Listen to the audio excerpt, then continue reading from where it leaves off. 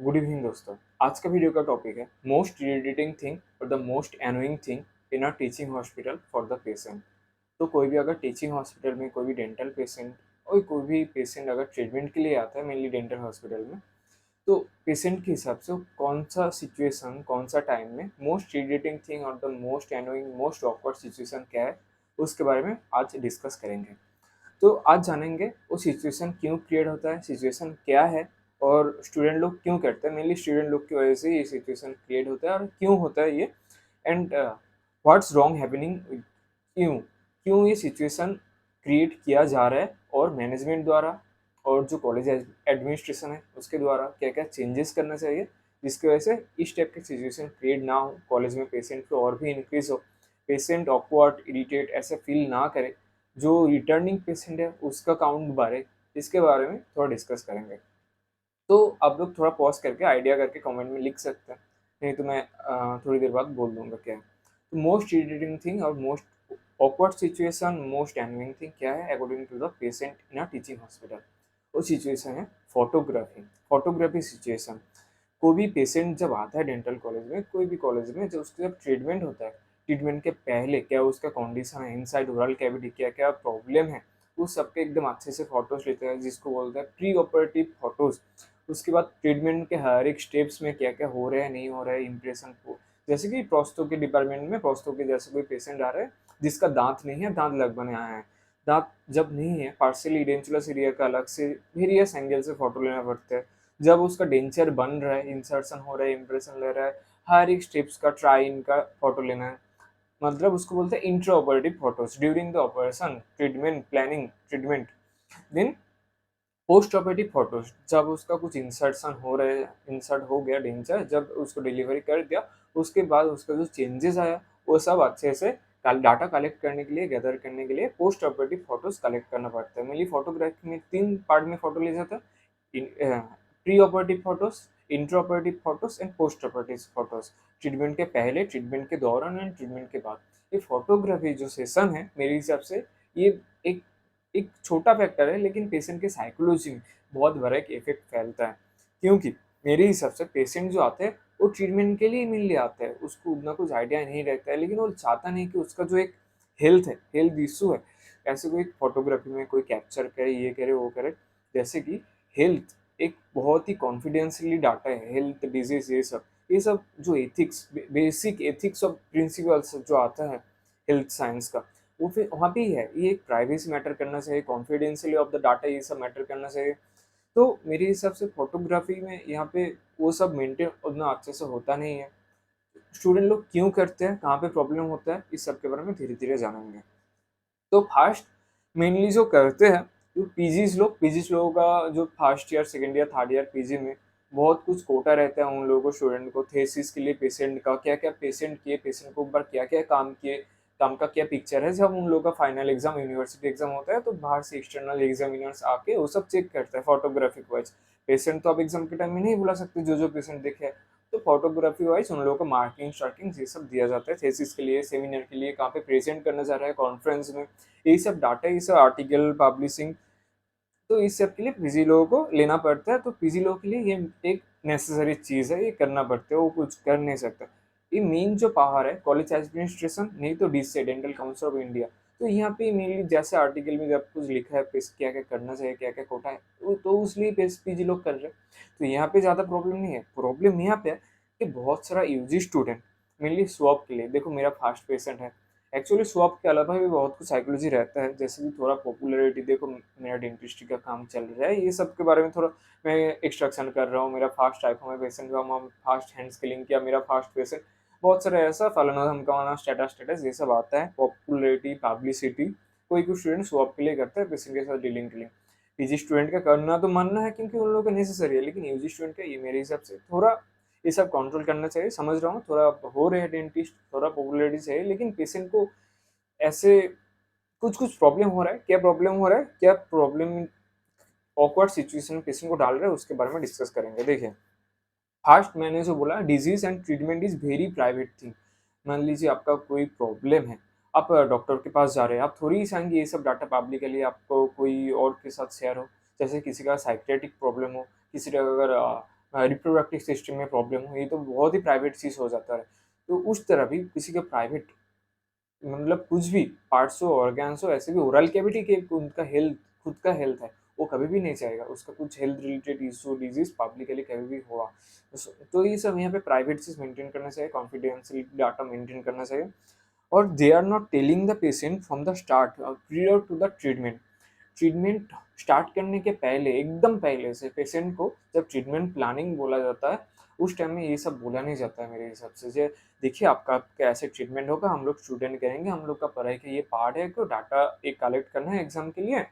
तो आपका ट्रीटमेंट के पहले, ट्रीटमेंट के दौरान, ट्रीटमेंट के बाद फोटो लेना चाहता है, क्या आप विलिंग है, क्या आप चाहते हैं, ये सब के बारे में पेशेंट को अच्छे से कोई नहीं समझाता मेरे हिसाब से। डायरेक्ट ट्रीटमेंट करने के बीच बीच में बोलते हैं आपका फोटो लेंगे, ऐसे थोड़ी होता है। पेशेंट तो ऑकवर्ड सिचुएशन, हर कोई ऐसे कंफर्टेबल नहीं था। कंफर्टेबिलिटी के भी एक क्वेश्चन आते हैं इस जगह पे। टाइमिंग्स, बहुत सारा स्टूडेंट बहुत टाइम लगाते हैं फोटो फोटो लेने में, वेरियस एंगल पे लेना है, इतने एक्यूरेसी में लेना है, इतने एक्सपोजर चाहिए, इतना ब्राइटनेस से। टाइमिंग पेशेंट आता है जितना कम टाइम में बस उसका ट्रीटमेंट होना चाहिए। वो तो ऐसे ट्रैवल करके आ रहे हैं, उसका पेन है अलग से, दुख दर्द भरी जिंदगी में, वो अलग से पेशेंट वेटिंग एरिया कितना टाइम वेट कर रहे हैं उसका पता नहीं। फिर ट्रीटमेंट के बाद अगर इतना टाइम बैठा के 10-15 मिनट उससे ज़्यादा तो भी हो जाता है, बैठा के आप ये सब करोगे तो पेशेंट इरिटेट होगा नहीं। वो कभी दोबारा घूम के आएगा इसके लिए? फिर से एक बार बाई चांस उसका ट्रीटमेंट खत्म हो गया, दोबारा कुछ प्रॉब्लम होगा, किसी को रेफर करेगा वो? बाद में आएगा। तो मेरे हिसाब से कॉलेज वाले, एडमिनिस्ट्रेशन लोग ये सब के बारे में सोच नहीं रहा। पेशेंट फ्लोज कितना इंक्रीज हो रहा है उसके ऊपर सोच रहा है, लेकिन रिटर्निंग पेशेंट कितना आएगा उसके लिए नहीं सोच रहा है। उसके ऊपर थोड़ा साइकोलॉजी, थोड़ा दिमाग लगाना है, पेशेंट के साथ अच्छा बिहेव, अच्छा कॉन्फिडेंशियली डाटा, कंफर्टेबली फील करना है उसको। तो ये सब मेरे हिसाब से मैटर करते हैं। तो टाइमिंग्स एकदम कम कर देना चाहिए। हाँ, मल्टीपल टाइम फोटोज, बहुत सारा स्टूडेंट देखा हूँ, इस एंगल में फोटो लेंगे, इस एंगल में फोटो लेंगे। एक्चुअली ये सब लेना भी जरूरत है, पीजी लोगों के लिए तो कुछ ज़्यादा बोल नहीं सकते, मेरे लिए ईजी स्टूडेंट्स के लिए। लेकिन टाइमिंग थोड़ा कम कर देना चाहिए, फोटो ज़्यादा लेने की जरूरत नहीं है। एक दो मेरे, मैं बोलूँगा क्या क्या प्रॉब्लम हो रहा है, कैसे इसको ठीक किया जा सकता है। और लास्ट जो बोलना चाहता हूँ वो है अनकंफर्टेबिलिटी और डिस्कम्फर्ट। यहाँ पे एक्सेसिव माउथ ओपनिंग, क्योंकि पेशेंट ज़्यादा माउथ ओपन नहीं कर सकते जब फोटोग्राफी सेशन टेशन चलता है। उन लोगों को जोर जोर से चिक रिट्रैक्टर्स ओपन करने हैं, माउथ मिरर जो आता है फोटोग्राफी के लिए, इंट्रोरल मिरर, वो सब अंदर देना चाहते हैं, वो ऑकवर्ड सिचुएशन होता है, वो नहीं नहीं कर सकते, डिस्कम्फर्ट होता है उसको। तो ये सब पेशेंट, तो स्टूडेंट कोई सोचता नहीं है मुझको फोटो लेना चाहिए, मुझको अच्छे से कुछ हो या ना हो फोटो लेना चाहिए। ये मैं पीजीज को देखा हूँ, बहुत फेस किया हूँ मैंने। तो उनका कुछ आ या जाए कोई फर्क नहीं पड़ता, हम लोग इंटर्न लोगों को, यूजी स्टूडेंट को बोलते हैं बस उसका फोटो अच्छे से लेना चाहिए। ऐसे थोड़ी होता है, पेशेंट का भी कितना डिस्कम्फर्ट हो रहा है, ये सब चीज़ तो समझना चाहिए थोड़ा। तो लेकिन कुछ कुछ पीसेस अच्छे भी है, थोड़ा ये सब हैंडल कर लेते हैं, उतना सीरियसली नहीं करते, एक्चुअली उतना करना भी नहीं चाहिए। एक्सटर्नल भी समझते हैं पेशेंट के साथ, जो जो एग्जामिन के लिए आता है एग्जामिनर, वो लोग भी समझते हैं जी पेशेंट कौन सा सिचुएशन में है, क्या कैसे उसको लिया जाए, वो फोटो देख के सब समझ जाएगा उसको। ठीक है। तो मैं अब बोलूँगा क्या चेंज होना चाहिए, एक्चुअल कुछ अच्छा होगा तो कैसे सब कुछ अच्छा हो सकता है। प्री और ट्रीटमेंट, माने ट्रीटमेंट के पहले सब कुछ पेशेंट को एकदम अच्छे से बोल देना है, ऐसे आपका ऐसे ऐसे ट्रीटमेंट होगा, हम लोग का ऐसा काम है, तो आपको फोटो का कुछ है, आप अगर करना चाहते हैं तभी लेंगे, नहीं तो नहीं करेंगे। तो अगर कंफर्टेबल है, अगर चाहते हैं तभी लो, नहीं तो ज़रूरत नहीं है। रिक्वेस्ट टू द पेशेंट ही और सी विलिंग और नॉट। ठीक है। देन टाइम लिमिट मेरे हिसाब से 2 to 3 मिनट, इसके अंदर आप फोटो लेना लो। उसके बाद 1 मिनट भी ज़्यादा नहीं, 1 मिनट भी ज़्यादा नहीं, आपको टोटल कैमरा रेडी करने से लेके, टॉवल रेडी करने से लेके, ग्रीन स्क्रीन रेडी करने से लेके, सब कुछ मिला के मैक्स टू मैक्स 5 मिनट, इसके ज़्यादा टाइम मत लो। 5 मिनट्स फिर भी ज़्यादा हो जाता है। देन 2 to 3 एंगल इंटरवल लेना है, इस मोलर से रिलेशन लेना है, मोलर समझ रहा हूँ, सब कुछ समझ रहा हूँ, ऑक्लूसल व्यू लेना है, बार्ड्स व्यू लेना है, मेसियल डिजिटल, ये क्या चल रहा है भाई? पेशेंट का तो मेरे हिसाब से बहुत ही ऑकवर्ड सिचुएशन में आता है, उसका भाई ट्रीटमेंट हो गया, जिस पेन के लिए आया था वो पेमेंट भी कर रहा है, तो फोटोग्राफी आप जब कर रहे हो उसके लिए अलग से पेशेंट को पेमेंट करो, उसका तो टाइम जा रहा है। तो इस सब के लिए पहले से बोल देना चाहिए। तो वो इस सब के लिए थोड़ा सोचना चाहिए, 2-3 एंगल के अंदर ही खत्म कर देना चाहिए, 2-3 फोटोज के अंदर।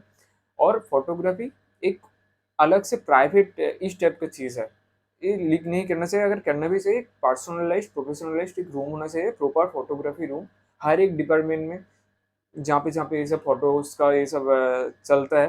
अलग से अच्छा सा फोटोग्राफी रूम जहाँ पे पेशेंट आराम से बैठेंगे या अच्छा से ग्रीन स्क्रीन रहेंगे, पेशेंट को कुछ फॉर्म टॉर्म रहेगा, आप चाहते हैं तो लेंगे, नहीं तो नहीं लेंगे, इस टाइप का रहेगा।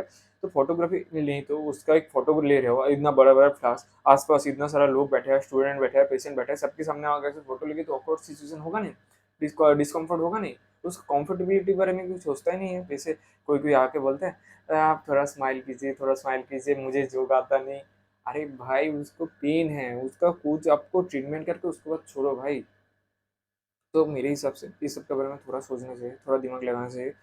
तो उसके ये सब करेंगे तो रिटर्निंग पेशेंट जो आता है, पेशेंट एक बार जाने के बाद फिर से कुछ प्रॉब्लम होगा तो आएंगे, वर्ड ऑफ माउथ से ज़्यादा स्प्रेड होगा। नहीं तो क्या होगा, बस patient flow, new patient flow जो बोलते हैं वही इंक्रीज होगा, बाद में जाके रिटर्निंग पेशेंट इंक्रीज नहीं होगा। एक बहुत बड़ा टैक्टिक्स है, एनालिटिक्स है, इसके बारे में थोड़ा सोचना चाहिए।